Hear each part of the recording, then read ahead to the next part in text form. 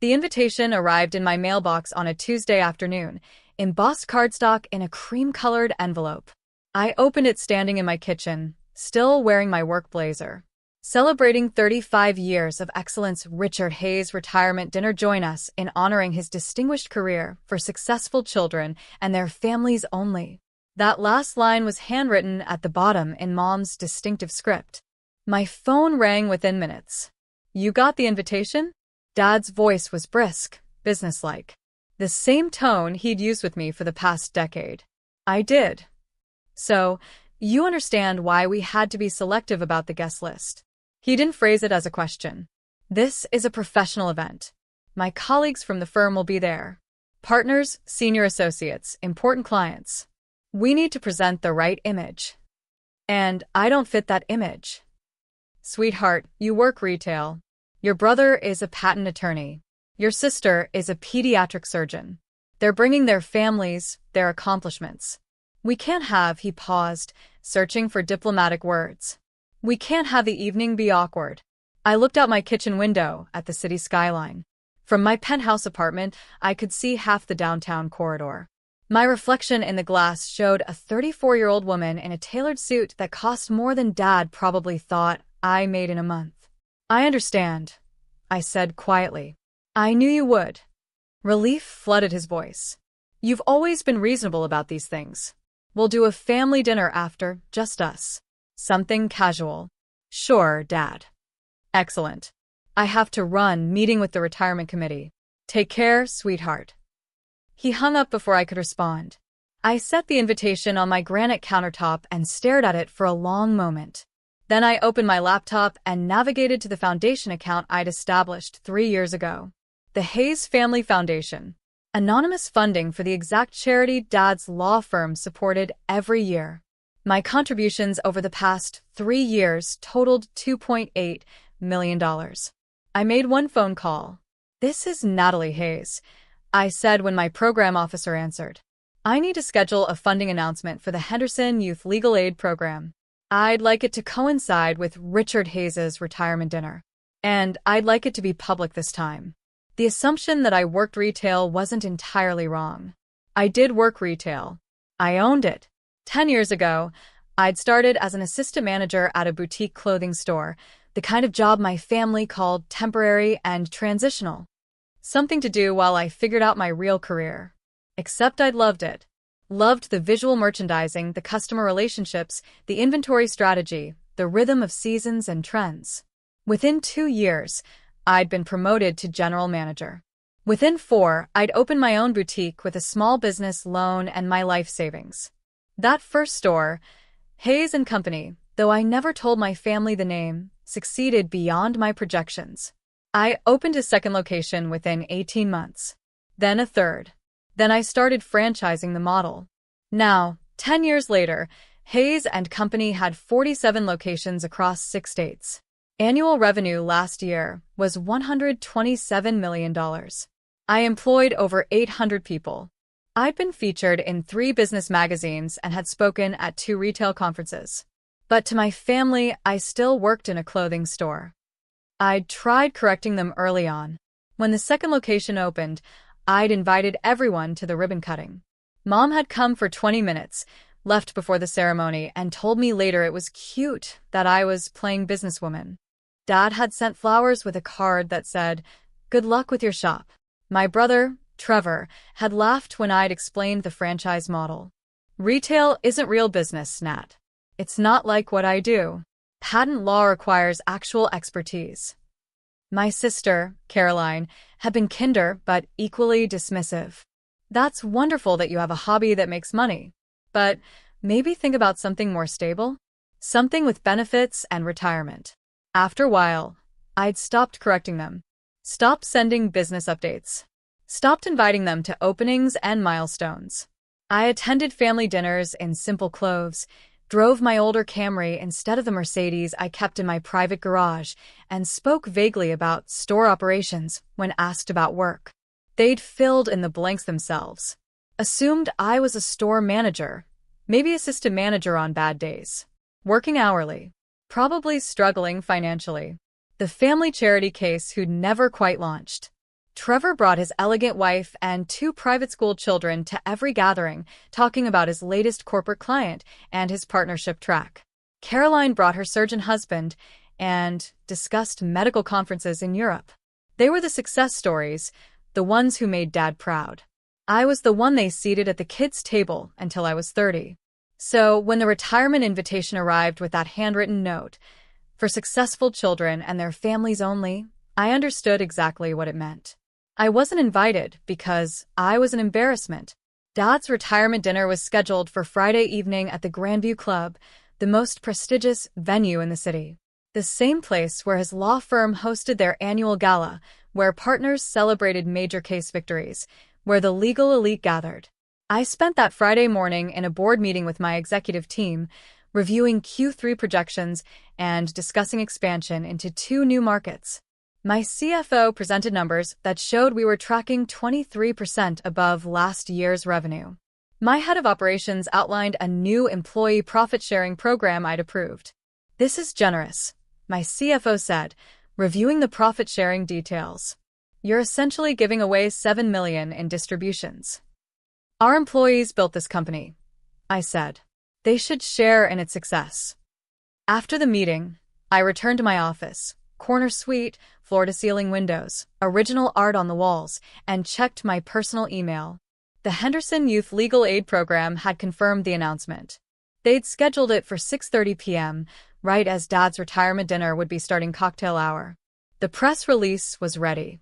The board chair would be making remarks thanking the anonymous donor who'd sustained their program for 3 years. The anonymous donor whose identity would be revealed tonight. My assistant knocked on my door frame. "Ms. Hayes, your sister is online too. She says it's important." I picked up. "Caroline." "Natalie." Her voice was tight. "I just wanted to confirm you're not planning any drama for Dad's retirement dinner." "I'm not attending Dad's retirement dinner." The invitation made that clear. "Yes, but I know how you can be. Making things awkward, trying to draw attention to yourself. Dad's worked his entire career for this moment. Please don't ruin it." I closed my eyes briefly. "Caroline, I have no intention of ruining anything. I'm not even going to be there." "Good. Because Trevor and I have worked hard to make this perfect for him. The speeches, the video tribute, the gift from the firm. We don't need," she paused. "We don't need any complications." "There won't be any complications from me. Thank you." She softened slightly. "I know you probably feel left out, but you have to understand. This is about Dad's professional reputation. The people attending they're at a certain level. It's not personal." "Of course not," I said quietly. "I understand completely." After she hung up, I sat in my office for a long moment, looking out at the city. Then I changed into the evening gown I kept in my office closet for after-work events. Navy silk, elegant, understated. I called my driver and headed to the charity event I actually was attending, a fundraiser for women's business initiatives, where I was receiving a community leadership award. The retirement dinner would have started at 6. Cocktail hour, mingling, colleagues sharing stories about Dad's legendary career. My family would be there in their finest clothes, Trevor and Caroline positioned as the proud children, their successful families reflecting well on Dad's legacy. I was across town at the women's business fundraiser, accepting my award, giving a brief speech about the importance of supporting female entrepreneurs. My phone was on silent in my clutch. At 6:45, it started vibrating. Continuously. I ignored it through dinner, through the networking hour, through conversations with other business owners and community leaders. Finally, around 8:30, as I was preparing to leave, I checked my messages. 17 missed calls. 23 text messages. 4 voicemails. All for my family. The texts ranged from confused to frantic. "Trevor, call me now. What did you do?" "Mom." Natalie Murray Hayes. "Explain yourself this instant." Caroline. "How could you humiliate Dad like this? At his own retirement dinner?" "Dad, we need to talk. Immediately." I listened to the first voicemail. It was Trevor, his voice sharp with anger. "I don't know what game you're playing, Natalie, but announcing a multi-million-dollar donation at Dad's retirement dinner? Making it all about you? That's low. Even for you. Call me back. The second was Caroline, crying. Everyone is asking questions. Dad's boss cornered him. The firm partners want to meet you.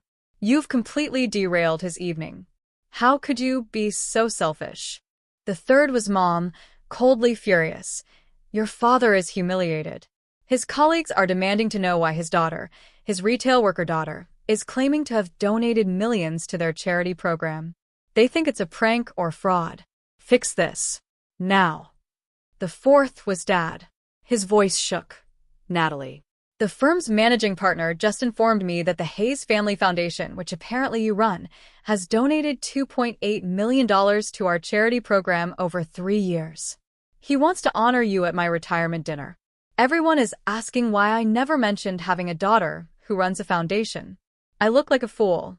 I need you to explain what's happening. I stood in the parking lot of the fundraiser venue, holding my phone, feeling absolutely nothing. Then I called Dad back. He answered on the first ring. Natalie, where are you? The managing partner wants to meet you. They're holding the speeches until... I'm not coming, Dad. What do you mean you're not coming? They've announced you. The Hayes Family Foundation. Your donation. Everyone knows now. You have to come. No, I don't. You made it very clear I wasn't welcome at your retirement dinner. Successful children only. Remember? Silence on the other end. I didn't know, he said finally. His voice was different now. Smaller. I didn't know about any of this. The foundation, the donations, Natalie, what exactly do you do? I own a retail company, Dad. Just like I've been telling you, for 10 years. A retail company that generates enough profit to donate millions to charity? Hayes and Company. 47 locations. $127 million in annual revenue.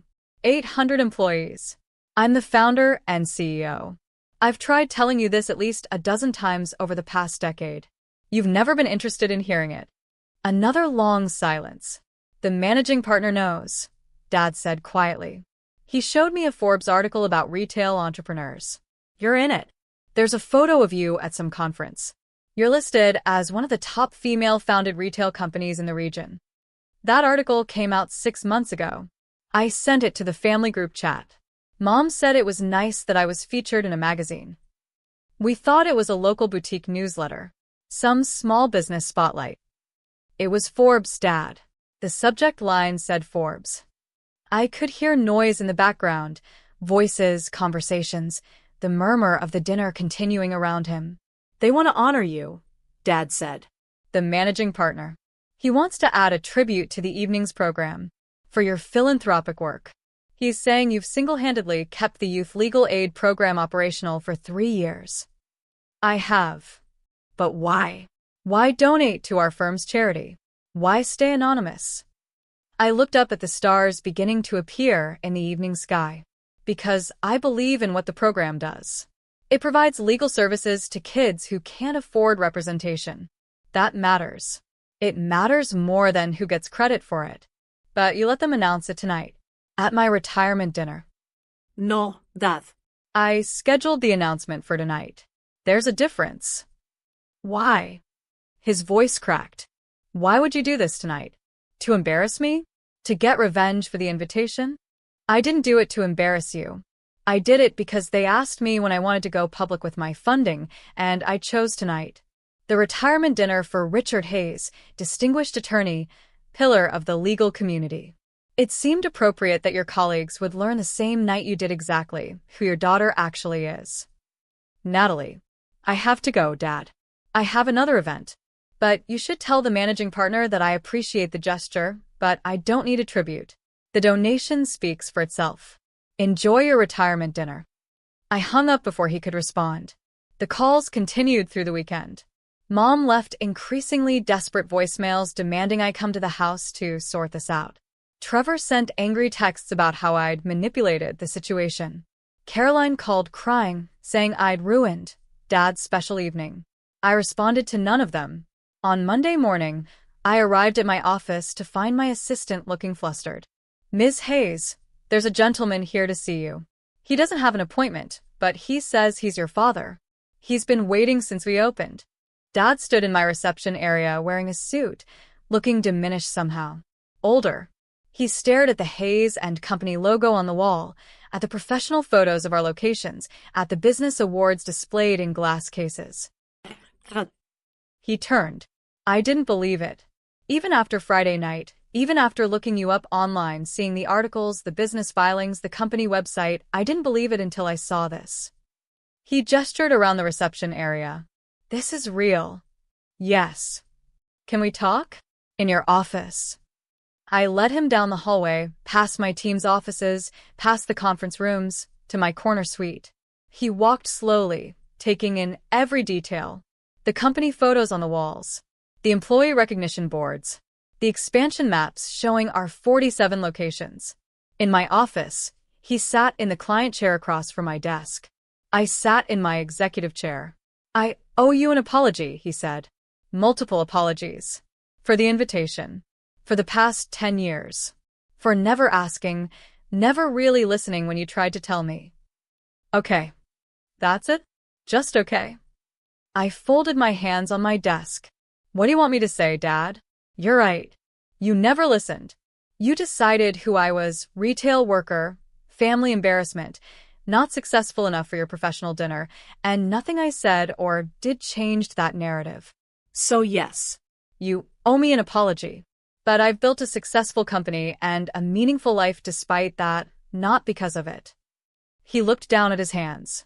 Your mother thinks you timed the donation announcement to humiliate me. I timed it to be announced.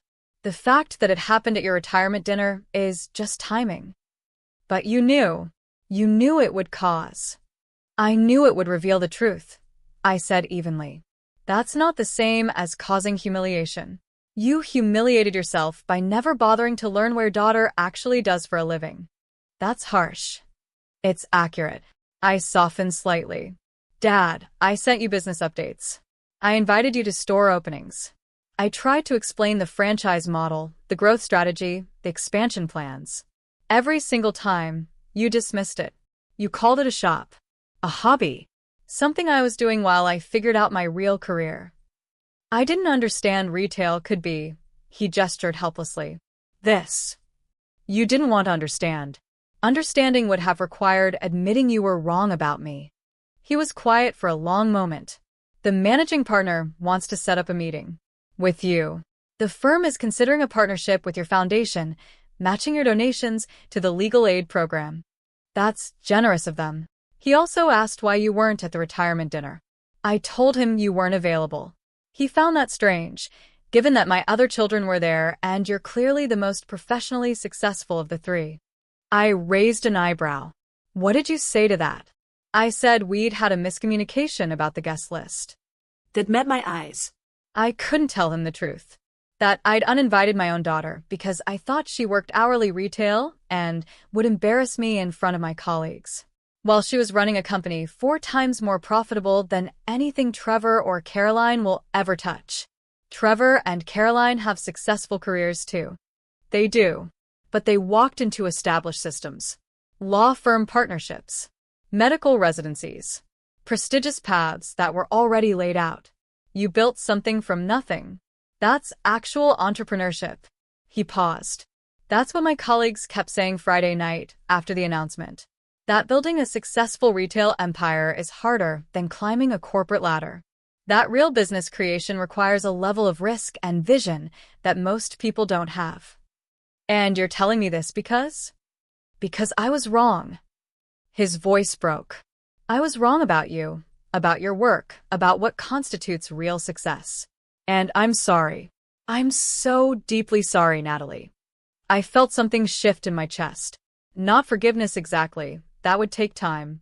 But acknowledgement that he was seeing me, really seeing me, for perhaps the first time. Thank you for saying that. Can I make it up to you? Somehow. I considered the question. Have dinner with me. A real dinner, where you ask questions about my business and actually listen to the answers. Meet my executive team. Visit one of my stores, not as a brief courtesy, but as a genuine visit. Learn what I've built. I'd like that. And Dad? Stop comparing me to Trevor and Caroline.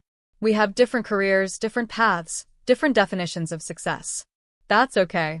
But I need you to value my path as much as you value theirs. He nodded. I will. I promise. The first real dinner happened the following week. Dad came to my penthouse apartment, his first time visiting since I'd bought it 3 years ago, and stared at the space in open shock. This is yours. All mine. The whole floor. The whole floor. He walked through slowly, taking in the chef's kitchen, the original artwork, the wraparound balcony with city views. I thought you lived in that apartment near the university. The one bedroom you had when you first started managing the store. I did. 7 years ago. I've moved twice since then. We had dinner at my dining table, catered from an upscale restaurant, because I'd never pretended to be a chef. I walked Dad through the company's history, showing him the business plan I'd written a decade ago, the expansion models, the franchise agreements, the employee programs. He asked real questions about revenue streams and inventory management and customer acquisition costs. Questions that showed he was trying to understand, not just waiting for his turn to talk. You built this while we thought you were struggling, he said over dessert. While we talked about you needing to find something more stable. Yes. And you never corrected us more forcefully. Never made us see. I tried, Dad. I tried for years. Eventually, I realized I couldn't make you see anything you weren't willing to look at. So I focused on building instead of convincing. I wish you'd, he stopped. No. That's not fair. You did tell us. We didn't listen. That's on us, not you. Over the following weeks, things shifted gradually. Dad visited my flagship store, spent 2 hours talking to my store manager about operations. He attended a board meeting as an observer, sat quietly in the back, and afterward told me he'd never seen someone command a room the way I did. He told Trevor and Caroline they needed to apologize. Trevor came to my office stiff and formal, said he was sorry for dismissing my career, but his tone suggested he still didn't quite understand what he was apologizing for. Caroline met me for lunch, cried, and said she'd never realized I was actually successful because I'd never acted successful around the family. You always dressed so plainly and drove that old car, and never talked about money. How were we supposed to know? By listening when I talked about my business, I said gently. By asking questions. By treating my work with the same respect you wanted for your own. I'm sorry, she said. Really? I know I can't fix the past 10 years, but I want to do better. Mom was harder. She oscillated between pride and resentment, unable to reconcile the daughter she'd categorized as unsuccessful with the woman who owned a multi-million-dollar company. I just don't understand why you hid it from us, she said when she finally agreed to have coffee with me. I didn't hide it, Mom. I lived it openly. You just never looked. But you could have made us understand. Could have, I don't know, shown up in nicer clothes or talked about money more or something. Why would I do that? My worth isn't in my clothes or my car or how much I flaunt my success. It's in what I've built, the people I employ, the impact I make. I shouldn't have to perform wealth for my family to respect me. She didn't have an answer for that. 6 months after Dad's retirement dinner, the Hayes Family Foundation and Dad's former law firm announced a formal partnership, matching donations for the Youth Legal Aid Program, a scholarship fund for kids pursuing legal careers, an internship program connecting underprivileged students with law firm opportunities. The press conference was held at my company's headquarters. Dad stood beside me as we cut the ribbon on the new program, both of us smiling for cameras. I'm proud of you, he whispered as the photographers snapped pictures. I should have said that a decade ago. I should have said it every day. But I'm saying it now, and I'll keep saying it. I'm so incredibly proud of you. I squeezed his hand. Thank you, Dad. Later, at the reception, Trevor approached me with his wife. I've been thinking, he said, about starting my own practice, leaving the firm. But I'm terrified of the risk of building something from scratch. It is terrifying, I said honestly. But it's also the most rewarding thing I've ever done. Would you be willing to talk to me about it? About the business side of entrepreneurship? I know patent law, but I don't know how to build a company. I smiled. I'd be happy to. Let's set up a time. Caroline joined us with her husband. My hospital is considering a retail partnership, a medical supply boutique concept. I told them I knew someone they should talk to. Send me the details, I said. I'll look at the proposal. Mom stood with Dad across the room, watching our conversation. She still looked uncertain, like she was trying to reconcile multiple versions of me in her mind. But she was trying. That was something. The managing partner from Dad's old firm approached me as the reception was winding down. Ms. Hayes, I wanted to thank you again for your foundation's partnership. The legal aid program would have closed without your support. I'm glad we could help. I also wanted to apologize. Your father is a valued colleague and friend. If I'd known he had a daughter accomplishing what you've accomplished, I would have insisted she be honored at his retirement dinner. The oversight was unfortunate. It wasn't your oversight, I said gently. It was a family communication issue. But thank you. He smiled. Your father talks about you constantly now. Your business model, your growth strategy, your employee programs.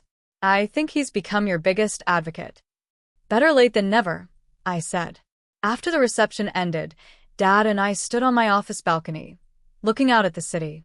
I spent 35 years building a career, he said quietly. Building a reputation. Earning respect from my peers. And all that time, you were building something bigger, something more impressive, and I never even noticed. You noticed what you valued. Corporate success, traditional careers, established paths. I wasn't those things, so you didn't see me. But I should have. Yes, I agreed. You should have. But you're seeing me now. That's what matters. He nodded slowly. The retirement dinner. Looking back, that was probably the best thing that could have happened. The wake-up call I needed. You could have had the wake-up call without excluding me from your retirement dinner. I know. I'm not saying I'm glad I hurt you. I'm saying I'm glad I finally understand who you are. We stood in comfortable silence, watching the city lights flicker on as evening fell. Are we okay? Dad asked finally. Can we be okay? I thought about the invitation that had said successful children only. About 10 years of dismissal and assumptions. About the business I'd built anyway, the life I'd created despite their lack of recognition. And I thought about this moment, standing with my father, having a real conversation, being seen for who I actually was. We're getting there, I said. It'll take time. But yes, I think we can be okay. He smiled, and for the first time in years, it felt genuine. Below us, the city hummed with life. 47 Hayes and Company locations across 6 states. 800 employees building their own versions of success. A foundation making real impact. A family slowly learning to see clearly. I'd built all of it without their approval. But having it now, earned through truth rather than performance, felt like finally being invited to a dinner I actually wanted to attend.